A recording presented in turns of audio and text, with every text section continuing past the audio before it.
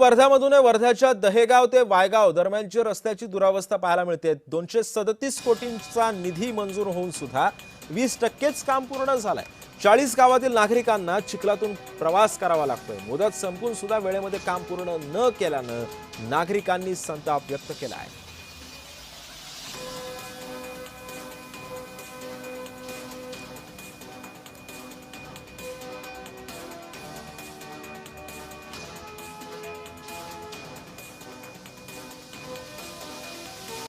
दहेगाव वायगाव ते कानोली कात्री असा 45 किलोमीटरचा रस्ता जवळपास 1 वर्षापासून दोन्ही भागांनी खोदून ठेवलेला आहे। या रस्त्याचे काम हैदराबाद येथील एका कंस्ट्रक्शन कंपनीला देण्यात आलेले होते।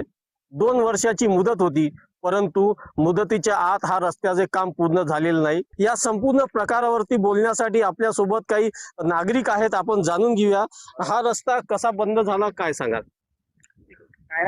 सर, आज जो कानगाव ते कानोली कात्री वायगाव हा रस्ता जवळपास 4-6 महिन्यापासून काम चालू आहे।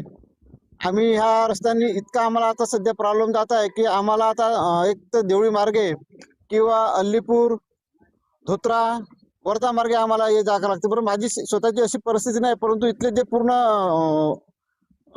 जो म्हणतो आपले विद्यार्थी वर्ग आहे किंवा जाणारे अपडाऊन करणारे लोक आहेत, ते लोक सुद्धा ह्या रोडनी जाऊ शकत नाही। आज परिस्थिती इतकी भयानक आहे की पूर्ण जे रोडचे काम आहे याच्यामुळे एसटी बसेस बंद आहे। मागच्या 10 ते 15 दिवसा अगोदरही पूर्ण बसेस बंद होत्या, आजही बंद आहेत। आमची एवढीच आज विनंती आहे का तात्पुरती का उपाययोजना या रोडची करण्यात यावी, एवढीच माझी आणि गावकऱ्याची मागणी आहे। सध्याच्या परिस्थितीमध्ये शासनाने एक निर्णय घेतला पाहिजे, विद्यार्थ्यांसाठी अलीपूर मार्गे धोत्रा ते वर्धा अशा बसेस सुरू करून मुलांच्या शिक्षणाचा प्रश्न सोडवला पाहिजे, ही आमची महत्त्वाची मागणी आहे। प्रमोद पानगुडे, जय महाराष्ट्र वृत्तवाहिनी, कानगाव, वर्धा।